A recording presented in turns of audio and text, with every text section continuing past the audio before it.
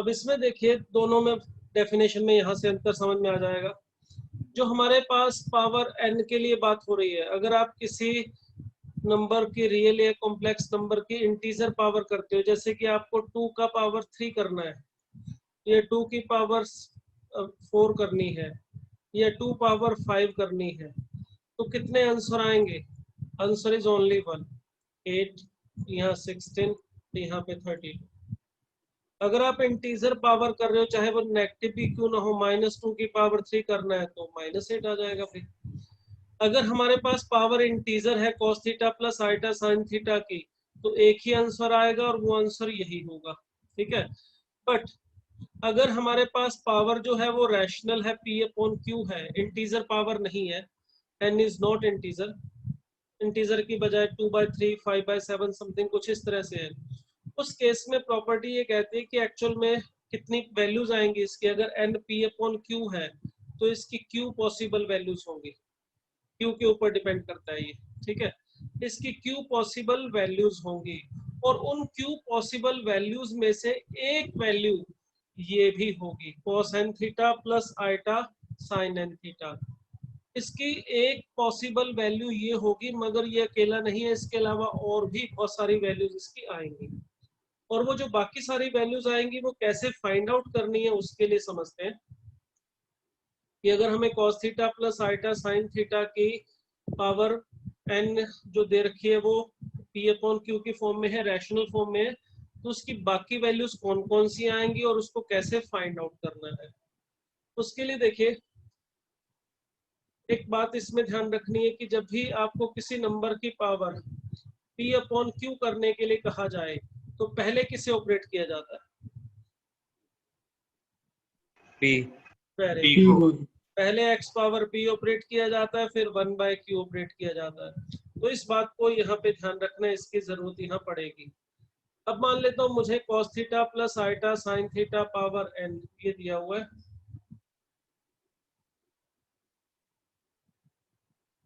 मुझे इसमें n जो है वो गिवन है rational number p upon q है, जिसमें p और q है इंटीजर, और ये जो हमारा q है वो 0 नहीं है। और ये भी ध्यान रखना है यहाँ पर मैं ये जो p अपॉन q ले रहा हूँ लोएस्ट फॉर्म में ले रहा हूँ। लोएस्ट फॉर्म में लेने का मतलब ये होता है कि p और q में और कोई कॉमन फैक्टर नहीं है, अगर कोई कॉमन फैक्टर है तो वो कैंसिल कर दिया गया है। फॉर एग्जाम्पल अगर 9/6 है n, तो ये 9/6 नहीं लिया जाएगा, ये 3/2 लिया जाएगा, ठीक है। जो भी कॉमन फैक्टर कैंसिल हो सकता था वो कर दिया है, उसके बाद जो आया वो हमारा p अपॉन q है। अब अगर n हमारे पास p अपॉन q है और इसका मतलब हमें, मैंने अभी आपको बताया अगर n p अपॉन q है तो इसकी q पॉसिबल वैल्यूज आएंगी, और वो q possible values find out कैसे करनी है उसका मेथड समझिए। अगर हमें cos theta plus iota sine theta power कहा जाए p upon q find out करो, तो सबसे पहले इसको क्या करेंगे, cos theta plus iota sine theta power p, फिर ऊपर पावर q ऐसे लिखेंगे, ठीक है। अब देखिए ये पावर p जो है वो इंटीजर है, तो बाय फर्स्ट जो प्रॉपर्टी आपको डी मोविट थ्योरम की बताई थी उसके अकॉर्डिंग बताओ इसे क्या लिख सकता हूं मैं? cos p theta plus very good, इसको लिखा जा सकता है cos p theta plus iota sine of p theta, power है हमारे पास, सॉरी 1/q, यहाँ पे 1/q। अब देखो p को तो हम सीधा नीचे ले आए, अब 1/q को अगर आप फिर वही सीधा नीचे ले आओगे तो आपको फिर एक ही वैल्यू मिलेगी, बाकी सारी जो वैल्यूज मिलनी थी वो नहीं मिलेंगी। तो हम चाहते हैं कि हमें वो सारी वैल्यूज मिले, तो उसका तरीका ये होता है कि पहले आप इसकी जो पीरियोडिक प्रॉपर्टी है उसका यूज करो, मतलब cos और साइन दोनों पीरियोडिक फंक्शन होते हैं, और उस पीरियोडिक फंक्शन की साइन और cos का पीरियड होता है 2π, तो यहाँ पर p थीटा के साथ 2k पाई लिखेंगे plus iota sine of 2k pi plus p theta, sorry चलो कोई बात नहीं। फिर उसके बाद आप ये q जो है 1/q इसे नीचे लेके आएंगे, तो यहाँ से इसको कुछ नाम दे ले, चलो z लिख लेते हैं। तो हमें यहाँ पर मिलेगा cos of p theta plus 2k pi upon q plus iota sine of p theta plus 2k pi upon q।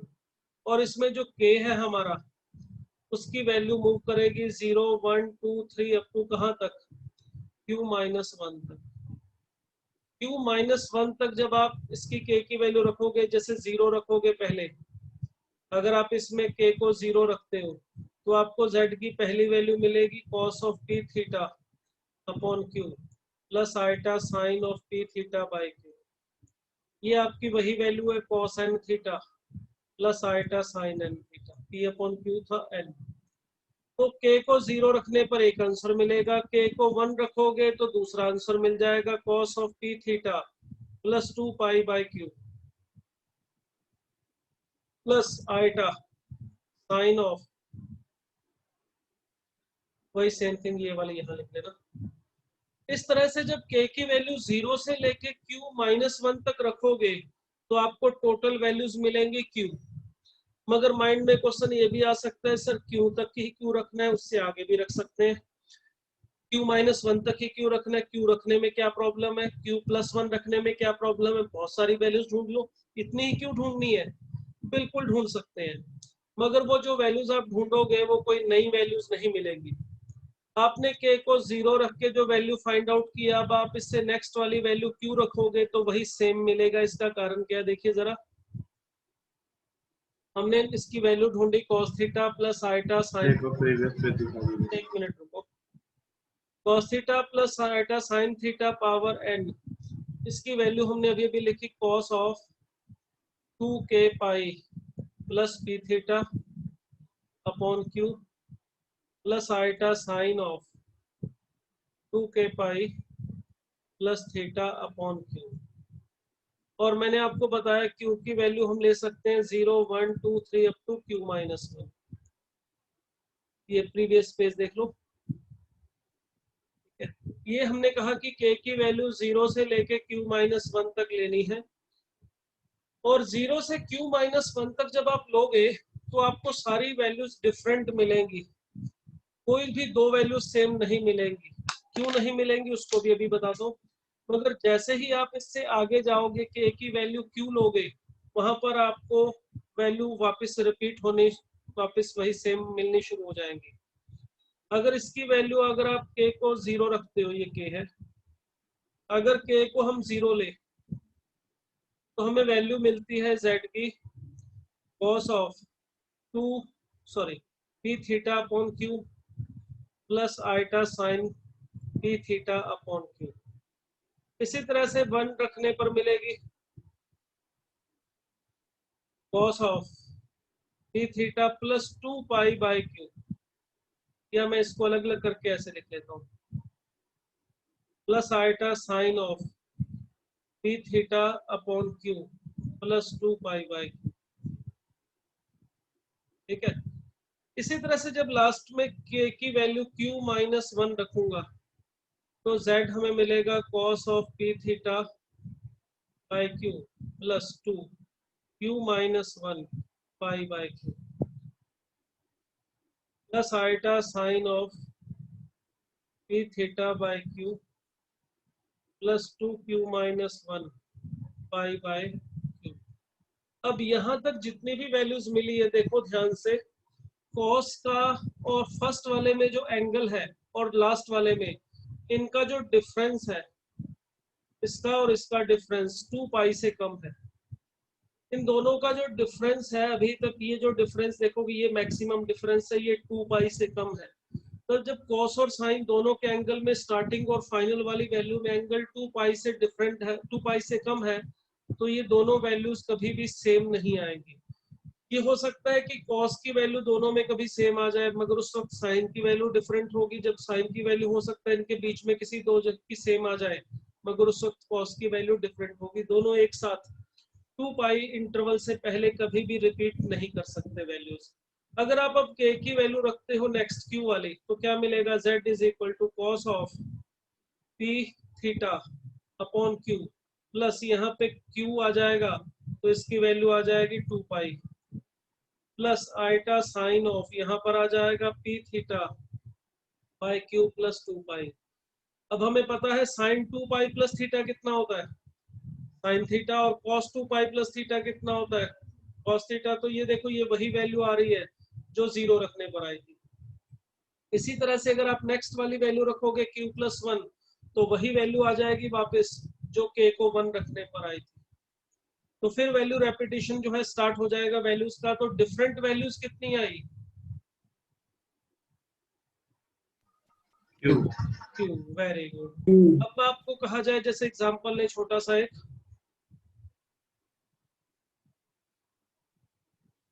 मान लेते हैं हमें कहा जाए कि √3 plus 2 iota power 3/4 find all possible values, all possible values. इसकी सभी पॉसिबल वैल्यूज हमें फाइंड आउट करनी है। तो कैसे फाइंड आउट करेंगे, देखो √3 प्लस 2 आइटा पावर है 3/4, सॉरी यहाँ पे √3 प्लस 2 की बजाय कैलकुलेशन को आसान करना चाहता हूँ इसलिए मैं थोड़ा सा बदलाव करके आइटा कर देता हूँ। अब मुझे अगर इसकी सभी पॉसिबल वैल्यूज ढूंढनी है तो सबसे पहले देखो इसे पोलर फॉर्म में लिखो, क्योंकि हमने जो प्रॉपर्टी की है वो cos theta plus iota sine theta power n के लिए की है। तो पहले इसको पोलर फॉर्म में कन्वर्ट करो। तो बताओ √3 प्लस आइटा का मोड कितना होगा, 2। Very good. और थीटा कितना होगा, यानी कि आर्गुमेंट ऑफ z या एम्पलीट्यूड कुछ भी ले सकते हो, कोई दिक्कत नहीं है। 60 5/6 5/6। ठीक है, ये थीटा फर्स्ट क्वाड्रेंट में है तो यही एम्पलीट्यूड भी होगा, यही आर्गुमेंट भी होगा। अब अगर इसको पोलर फॉर्म में लिखना है तो क्या लिखूं, 2 cos π/3 sorry 6 plus iota sine π/6, ठीक है। और ऊपर पावर दे रखी है 3/4। तो इसमें देखो 2 की पावर 3/4 तो सीधा आगे लिख लो। इसमें आपको बताया था cos theta plus iota sine theta की पावर अगर p अपॉन q है तो पहले किसको सॉल्व करें, p। Very good, sign π/6। और इसकी पावर यहाँ पे 3 पहले ले आते हैं फिर करेंगे 1/4। तो ये 2 की पावर 3/4 और यहाँ पे 3 सीधा अंदर जाके मल्टीप्लाई हो जाएगा तो π/2 प्लस आएगा साइन π/2, ये बन जाएगा।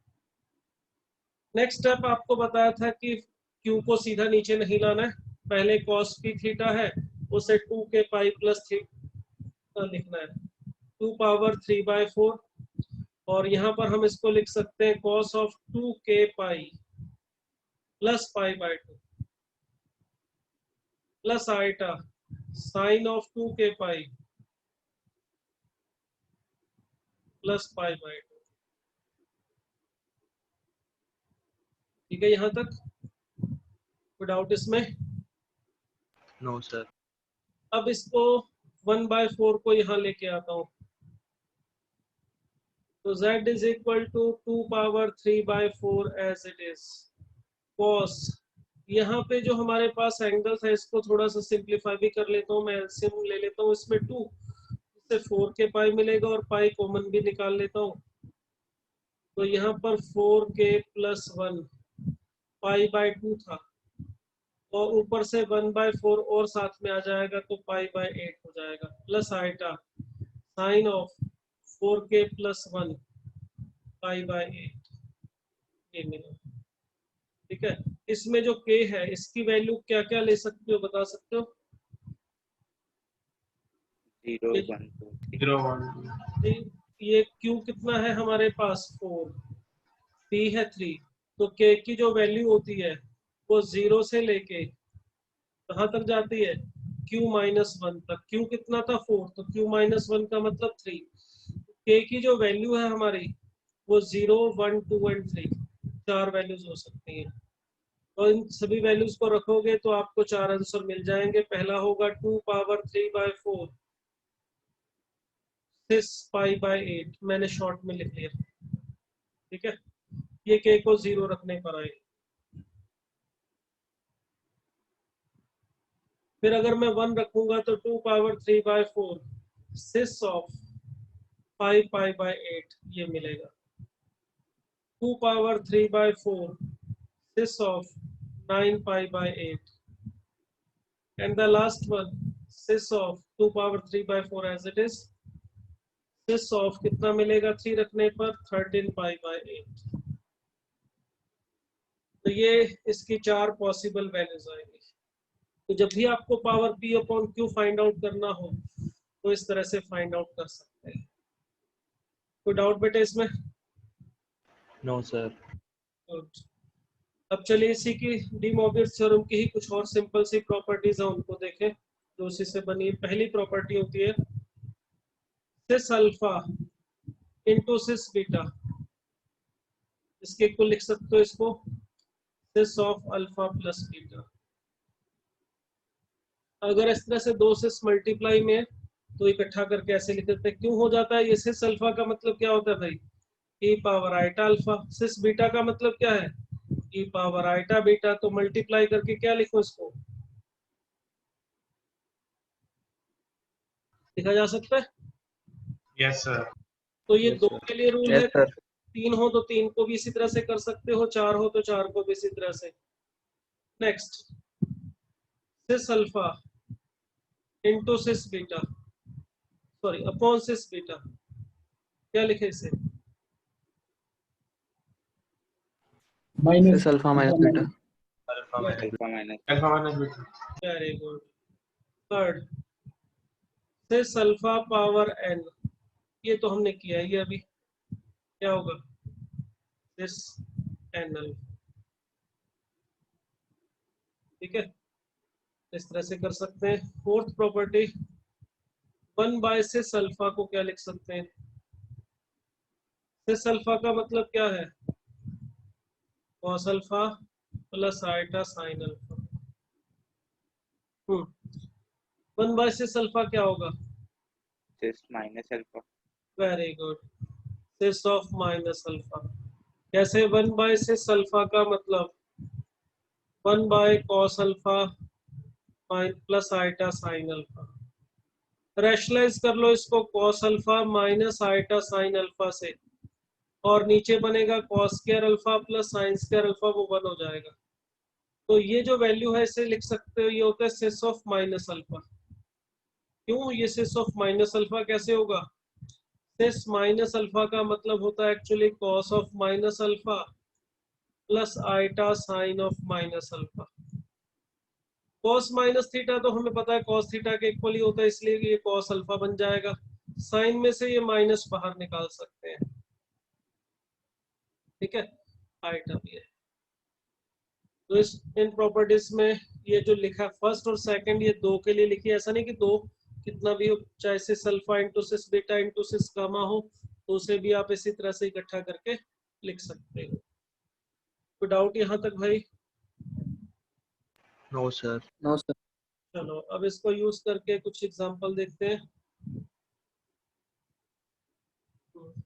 अगर हमें कहा जाए, एक क्वेश्चन आया हुआ है, याद हो आपको? IIT-JEE का पुराना क्वेश्चन है। उसमें ये था if cos alpha minus beta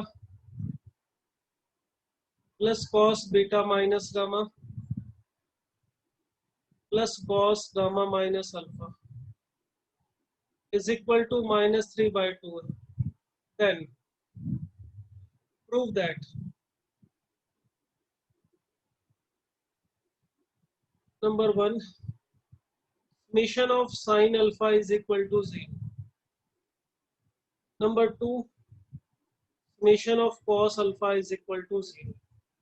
ये जो दो पार्ट मैंने पहले लिखे हैं, ये IIT JEE में पुराना क्वेश्चन है, ट्रिग्नोमेट्री में आया हुआ है। शायद आप लोगों ने लास्ट ईयर ट्रिग्नोमेट्री में ये वाला किया भी हो, मगर इसके जो आगे के पार्ट है उसमें थोड़ा सा ये कॉम्प्लेक्स नंबर का तड़का लग रहा है। नेक्स्ट आपको प्रूव करना है इसी को यूज करके, बस ये इंफॉर्मेशन दी है, पहले दो ये चीजें प्रूव करनी है, उसके बाद आपको प्रूव करना है summation of sin alpha plus beta is equal to 0 and summation of cos alpha plus beta भी 0। ठीक है, फिर प्रूव करना है समेशन ऑफ sin 2 अल्फा 0 और समेशन cos 2 अल्फा भी 0। फिर चलिए प्रूव करना है इसी को यूज करके summation of cos 3 alpha is equal to 3 cos of alpha plus beta plus gamma. और लास्ट एक और ले लेते हैं, चलो summation of sin 3 alpha is equal to 3 sin of alpha plus beta plus gamma. Okay, ये सारी चीजें हमें प्रूव करनी है सिर्फ एक गिवन इंफॉर्मेशन से। तो पहली और दूसरी जो है ये ट्रिग्नोमेट्री का प्योर ट्रिग्नोमेट्री का क्वेश्चन है, मगर आगे वालों में प्योर ट्रिग्नोमेट्री से काम नहीं बनेगा। चलो पहले आप जरा फर्स्ट और सेकंड अगर किसी को याद हो प्रूव करना कैसे करते थे या किया हो किसी ने तो बता सकता है। समेशन साइन अल्फा का मतलब sign alpha plus sine beta plus sine gamma, इसे हमने 0 प्रूव करना है।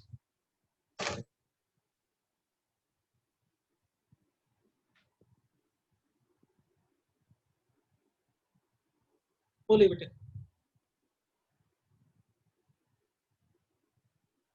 किसी को याद हो, किसी ने किया हो इसको,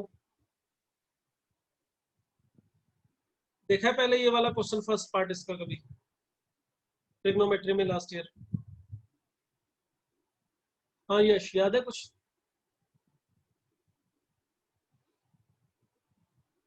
चलो कनेक्शन सर बिठा। इसमें आइडेंटिटी लगा दे cos a माइनस b की, फिर बस सिंपलीफाई करते जाएंगे। Sir cos c plus cos d लगा के कोई दो को लेके। नहीं, CAD वाला फार्मूला लगे। देखो अपने पास गिवन क्या है पहले ये सोचो। हमें गिवन है cos alpha minus beta plus cos beta minus gamma plus cos gamma minus alpha is equal to -3/2। और पहला पार्ट जो है उस ट्राइंगल बोलो उज्ज्वल क्या कहना चाह रहे हो? सर उसको ट्राइंगल वन की कर सकते हैं, alpha plus beta plus gamma. क्या क्या दोबारा बोलो। सर जैसे मतलब जैसे ये जो अल्फा बीटा और गामा है इसको ट्राइंगल के एंगल मान, मतलब जो कैसे ट्राइंगल मान ले? कहाँ ये कहाँ दिया है कि ये ट्रायंगल के एंगल है? जरूरी है इनका सम 180 हो? कुछ और नहीं हो सकता? ये अपनी मर्जी से हम कैसे ले ले कि इनका सम 180 है? देखो एक जो स्पेशल केस तो हो सकता है ना सर। तो स्पेशल केस में ट्रू है तो सबके लिए ट्रू होने की गारंटी दोगे? अगर एक पर्टिकुलर सेट ऑफ वैल्यूज के लिए ट्रू है तो क्या सबके लिए ट्रू होगा? नहीं कह सकते। देखो जो चीज प्रूव करनी है और जो दी हुई है उनमें कनेक्शन बिठाओ। पहले सोचो कि इनमें कुछ आपस में कुछ बैठ रहा है, कोई फार्मूला लग सकता है। अगर इसमें जैसे अभी किसी ने बोला इसको खोल लेते हैं, चलो खोल के देखते हैं। 2 भी नीचे पड़ा, ऊपर ले चलता हूँ, 3 भी उठा के इधर ही ले चलता हूँ। अगर मैं इनको खोल के लिखना चाहूँ तो मिलेगा मुझे cos alpha cos beta plus sin alpha sin beta. ठीक है, सेकंड वाले को खोलूंगा तो cos beta cos gamma plus sin beta sin gamma. और तीसरे वाले को खोलूंगा तो cos gamma cos alpha plus sin beta sin gamma और इज इक्वल टू है 0। अब ये सोचो ये दो चीजें मुझे प्रूव करनी है और ये जो रिलेशन है मुझे दे रखा है, इनका और इसका कोई कनेक्शन आपस में बैठ रहा है? बस जो दिया हुआ है और जो प्रूव करना है उसमें और इसमें पहले थोड़ा सा कनेक्शन सोचो, कुछ बैठ सकता है? ये दोनों आपस में कैसे आ सकते हैं? ये इसमें जो चीजें दिख रही हैं, जो चीज प्रूव करनी है उसमें है?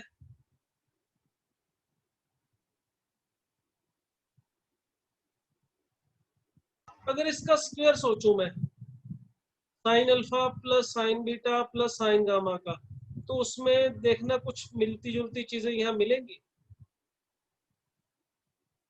अगर मैं इसके स्क्वायर के बारे में सोचूं, क्या होता है इसका स्क्वायर?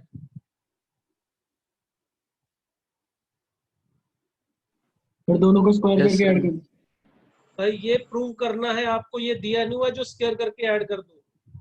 आपको यहाँ पहुंचना है, ये गिवन नहीं है, गिवन ये है, जो गिवन है वहां से स्टार्ट करके सोचो यहाँ तक कैसे पहुंच सकते हो। आपको ये थोड़ी गिवन है sine alpha plus sine beta plus sine gamma 0 है और cos alpha plus cos beta plus cos gamma 0 है, स्क्वायर करके ऐड कर दो। तो स्क्वायर करके ऐड सर करने 3 से ये नहीं, सर आप 3 जो लिखा है उसको 1 + 1 + 1 कर देंगे, हाँ, 1 को साइन स्क्वायर। अब बस जो आप अभी स्क्वायर करके ऐड करने की सोच रहे थे ना, उसी का थोड़ा सा रिवर्स सोचो। तो आप सोच रहे थे कि इसका स्क्वायर करके ऐड करेंगे तो ये आएगा, इसका मतलब ये इसके स्क्वायर्स का सम जैसा बनाने की कोशिश करो। उसके लिए देखो अपने को इसके स्क्वायर में साइन अल्फा साइन बीटा मिलेगा, साइन बीटा साइन गामा मिलेगा, साइन गामा साइन, ये देखो sine beta sine gamma sine, 2 बार तो लिख दिया, ये 2 बार लिख दिया, यहाँ पे अल्फा था, साइन अल्फा साइन गामा। तो देखो यहाँ पे sign alpha sign gamma sign beta sine gamma sign alpha sine beta ये दिखाई दे रहा है, जो किसके स्क्वायर में आता है।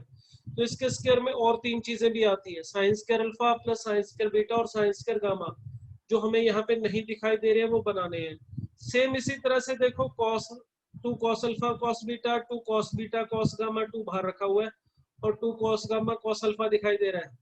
तो ये जो चीज आपको बनानी है उसके लिए cos square alpha cos square beta और कॉस स्क्वायर गामा की जरूरत है। तो ये जो 3 है ये इसमें हेल्प करेगा। 3 को अगर मैं 1 + 1 + 1 लिख लूं 3 बार, फिर इस जो फर्स्ट वाला 1 है उसे मैं लिख दूं sign square alpha plus cos square alpha. दूसरे वाले 1 को मैं लिख दूं sine square beta plus cos square beta. और तीसरे वाले 1 को लिख दूं मैं sine square gamma plus cos square gamma +2 × ये सारी चीज एज इट इज यहाँ पे लिख दो, और इज इक्वल टू है हमारे पास 0। ये जो राइट हैंड साइड में है वो 0 एज इट इज रखा हुआ है। अब देखो, अब अगर हम यहाँ से उठा लें sign square alpha sine square beta और साइन स्क्वायर गामा को, साथ में से ये 2 sign alpha sine beta 2 sign beta sine gamma 2 sign gamma sine alpha, तो हमें मिल जाएगा sign alpha plus sine beta plus sine gamma का होल स्क्वायर। ठीक है। और इसी तरह से ये जो नेक्स्ट वाला है हमारे पास cos square alpha cos square beta और कॉस स्क्वायर गामा, ये उठा ले। और ये जो 2 cos alpha cos beta 2 cos beta cos gamma और 2 कॉस गामा कॉस अल्फा, इसको भी साथ में ले ले। तो ये बन जाएगा cos alpha plus cos beta plus cos gamma का whole square is equal to 0। अब देखो, अगर इन दो परफेक्ट स्क्वायर का रियल नंबर के परफेक्ट स्क्वायर का सम 0 आ रहा है तो कब पॉसिबल है ये? दोनों 0 होंगे। दोनों 0 होंगे, यानी sign alpha plus sine beta plus sine gamma ये भी 0 होना चाहिए, और cos alpha plus cos beta plus cos gamma ये भी 0 होना चाहिए। तो देखिए हमने फर्स्ट 2 पार्ट्स जो है वो प्रूव कर दिए हैं, ये भी प्रूव हो गया है, ये भी प्रूव हो गया है। अब सोचना है इसके आगे वालों के लिए। तो summation sign alpha plus beta का मतलब क्या होगा? अगर ये चीज सोचे तो इसका मतलब क्या होगा? Sign alpha plus beta plus sign sign alpha plus beta sine beta plus gamma. Very good. और इसी तरह से वो कॉस में आ जाएगा। अब इनके बारे में और इससे आगे वालों के बारे में सोचो कहाँ से आएंगे। क्या ये जो गिवन है अपने पास, ये रिलेशन या जो हमने अभी प्रूव किया है, इससे ये चीजें बन रही हैं सीधा सीधा? सिर्फ ट्रिग्नोमेट्री की प्रॉपर्टीज का यूज करके सोचो जरा। हमने ये प्रूव कर लिया है sine alpha plus sine beta plus sine gamma 0, ये हमने प्रूव कर दिया है। और cos alpha plus cos beta plus cos gamma को भी 0 प्रूव कर दिया है। मगर अब बारी है sine alpha plus beta sine beta plus gamma इसकी, summation sine of alpha plus beta, ठीक है, या summation of cos alpha plus beta. या summation of sine two alpha, summation cos two alpha, इनको जीरो प्रूव करने की, ये इससे बन सकते हैं किसी तरह से। फिर दोनों को मल्टीप्लाई कर दो। मल्टीप्लाई करने से ये चीज आ जाएगी, दोनों को मल्टीप्लाई करके कितनी टर्म्स आएंगी सोचो।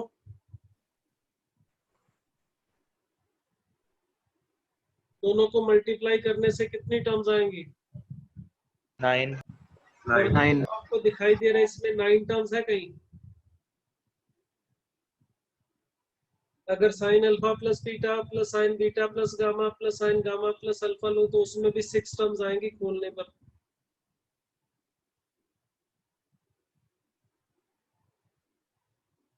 सर इसमें फिर तीन तीन आ जाएंगे, जैसे साइन टू अल्फा वाली, sine cos alpha plus beta वाली और साइन वो भी आ जाएंगे एक्स्ट्रा, फिर उसमें प्रॉब्लम होगी, उसका क्या करेंगे?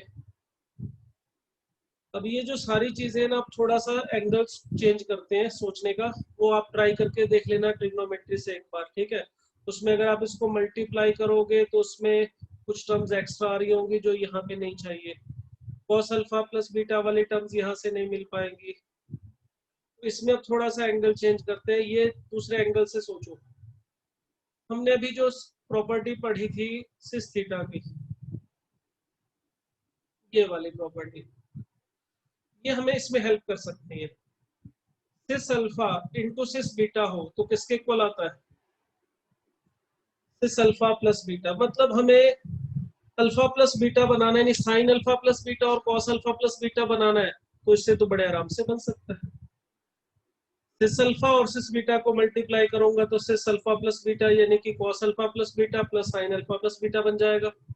इसी तरह से मैं अगर cis alpha into cis gamma को मल्टीप्लाई करूंगा तो सिस अल्फा प्लस गामा भी बन सकता है। मुझे साइन टू अल्फा चाहिए होगा तो मैं इसका यूज कर सकता हूँ, cos alpha plus iota sine alpha का स्क्वायर आ जाए तो वो cos two alpha plus iota sine two alpha बन सकता है। अगर क्यूब आ जाए यहाँ पे तो cos three alpha plus iota sine three alpha बन सकता है। तो ये जो मुझे यहाँ चाहिए इसमें, ये चीजें इस सिस वाली प्रॉपर्टी से बड़ी आसानी से बन सकती हैं। ये भी बड़ी आसानी से बन सकता है, नहीं तो फार्मूले में तो बनाते रह जाओगे ये alpha plus beta plus gamma, वो तो बहुत कॉम्प्लिकेटेड हो जाएगा। और इसमें देखें तो बड़ी आसानी से बन सकता है, अगर cis alpha into cis beta into cis gamma आ जाए तो ये सीधा सीधा लिखा जा सकता है cis of alpha plus beta plus gamma. तो इसका मतलब ये आगे के पार्ट हमारे बड़े आसानी से हो सकते हैं अगर हम सिस की प्रॉपर्टी का यूज करें। तो इसकी प्रॉपर्टी का यूज कैसे करेंगे देखिए जरा। अगर मैं मान लूं let x is equal to cis alpha, cis alpha मतलब cos alpha plus iota sine alpha, y अगर मैं मान लूं सिस बीटा यानी कि cos beta plus iota sine beta, and z मान लो मैं सिस गामा यानी कि cos gamma plus iota sine gamma. ठीक है, अब देखो जरा इन तीनों को ऐड करने से क्या होगा, क्या आएगा? 0 इनका सम भी जीरो, इनका सम भी जीरो, मतलब x plus y plus z zero है हमारे पास। ठीक है, अब देखो 1/x क्या होगा?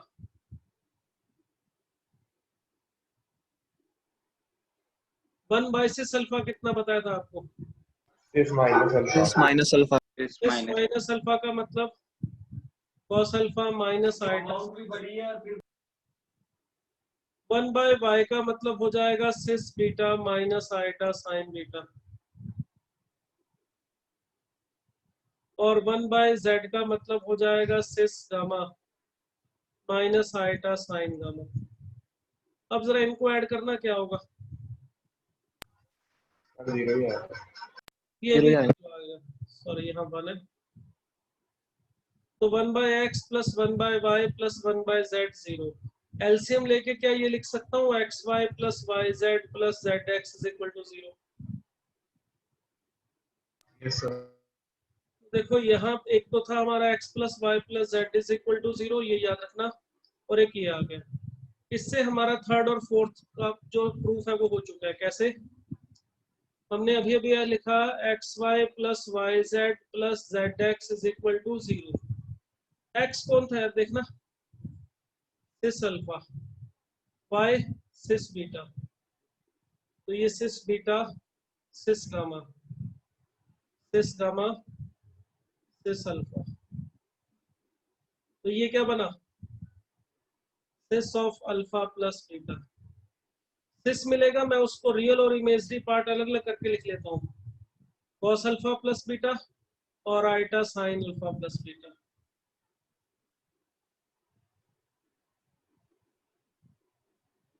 फिर इस वाले को देखोगे, सिस बीटा प्लस गामा मिल जाएगा, जिसको अलग अलग करके cos beta plus gamma plus iota sine beta plus gamma.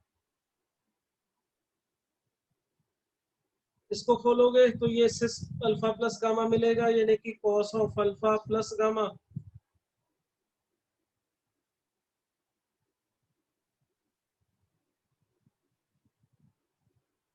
Plus iota sine of alpha plus gamma. और ये है किसके इक्वल पूरा, 0 के। 0 मतलब 0 प्लस 0 आइटा। अब दो कॉम्प्लेक्स नंबर इक्वल है तो रियल पार्ट के इक्वल होना चाहिए और इमेजरी पार्ट के। ये proof, summation of sine alpha plus beta भी 0 और summation of cos alpha plus beta भी 0। ठीक है, सर एक बार प्रीवियस पे देखा दीजिए। ये लीजिए। इसी तरह से बाकी पार्ट आप अपने आप ट्राई करेंगे। ठीक है, बाकी पार्ट का मतलब आपको जो नेक्स्ट पार्ट दिए हैं मैंने, वो इसी से अपने आप ट्राई करके देखेंगे। ये वाले जो ये जो पार्ट्स थे, ये वाले sign two alpha sign to इस मिशन वाले, ये आप अपने आप ट्राई करेंगे। ये तो आज के लिए इतने बेटे, नोट कर लो इसको। कोई पेजेस देखने हो आगे और पीछे के तो बता दो, मैं कर देता हूँ। So next page. ये लीजिए। सर हाँ बोलिए। सर अगर इसको इससे भी ट्रिग्नोमेट्री से आगे करने वाला। की सोचते तो सर फिर कैसे करते सर, एक बार सर? क्या क्या दोबारा बताओ। सर जैसे ये जो अभी अपन ने प्रूफ किया है सर, अगर इसको ट्रिग्नोमेट्री से प्रूफ करने की कोशिश करते तो सर फिर क्या करना पड़ता? ट्रिग्नोमेट्री के वो जो चीजें बनाने की कोशिश करो, इनसे बहुत सारी चीजें उसमें ट्रिग्नोमेट्रिक आइडेंटिटी सोचनी पड़ेंगी, कुछ चीजें अपनी तरफ से ऐड सब्ट्रैक्ट करनी पड़ेंगी, जो कि इतना आसान नहीं होगा। हो तो So next जाएगा, page. ऐसा नहीं है कि नहीं होगा, मगर बहुत ज्यादा लेंथी और कॉम्प्लिकेटेड हो जाएगा। इससे जल्दी हो गया देखो। और जो नेक्स्ट वाला प्रूव करना है उसके लिए आप स्क्वायर कर लेना। आपका x plus y plus z भी 0 प्रूव कर चुके हो, x y plus y z plus z x भी 0 प्रूव कर चुके हैं। अब स्क्वायर कर लेना इसका, और उससे अपना x square plus y square plus z square भी 0 आ जाएगा, जिससे आपका जो नेक्स्ट टू पार्ट है, फिफ्थ और सिक्स्थ, वो हो जाएंगे। ठीक है, तो चलिए आज के लिए इतना ही बेटे, मिलेंगे नेक्स्ट क्लास में। सर आप कॉम्प्लेक्स नंबर की शीट अवेलेबल करवा सकते हो कैसे? कॉम्प्लेक्स नंबर की शीट, चलो मैं देखता हूँ, होगी, शेयर कर दूंगा मैं ग्रुप पे। ठीक है, ग्रुप पे शेयर कर लेता हूँ। Okay, sir. ओके बेटे, थैंक धन्यवाद। You sir. Thank you sir. Okay. Thank you Thank sir. you, sir. Thank you sir.